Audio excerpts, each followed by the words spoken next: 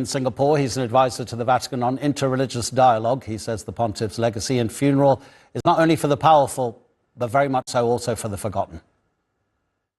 This great outpouring of love for a pope who has the whole of humanity in his heart. So it's really moving, deeply touching to see the sea of humanity walking with him as he promised in the beginning of his papacy to walk with humanity. Lawrence, many people would say that about almost every pope that they have had personal experience of. In other words, any pope during their lifetime. But there's almost certainly something very particular about Francis and his papacy. Would you agree? Certainly, because at the get-go, one of the things that he said was he wished that the church will be one for the poor. And his first papal visit, in a sense, went to Lampedusa, which is the island where many migrants died in trying to reach Europe through Italy. So, and also at this funeral, you'll know that there are prisoners who will also be attending this funeral. So it's not only for the powerful, it's for the least, the migrants, the forgotten. And this Pope has placed the poorest and the least at the top of his agenda. And I think this is very significant. And that's why he chose the name Francis in honor of the 13th century saint, Saint Francis of Assisi, a saint known for the poor. Yeah, absolutely. To be the first Pope to choose that name in itself was symbolic, possibly, of how Francis wanted to lead the Catholic Church. What was his relationship like with Asia?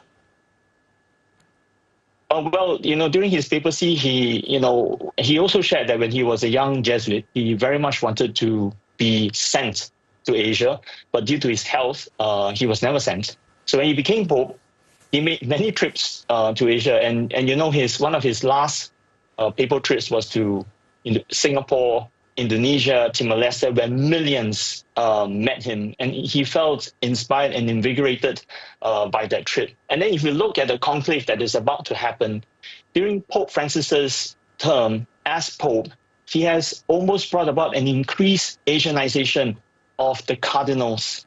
There was almost a doubling of cardinals appointed under Pope Francis. So I would say he is very much an Asian Pope, a Pope for the East.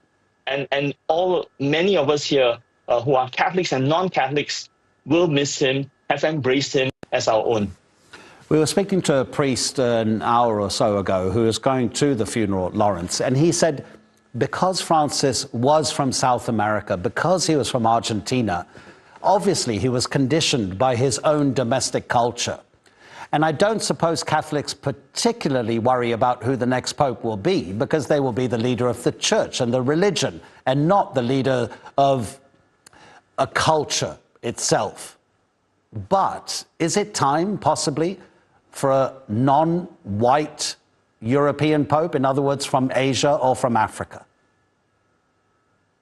Well, I would say that, probably before the time of even Pope John Paul II, it would have been harder. But we have to say that even the two popes before Pope Francis have brought about a greater universality. Though, of course, under Pope Francis, he has accelerated the internationalization of the College of Cardinals, and this is very significant. So I would say that there is no longer a predominant North.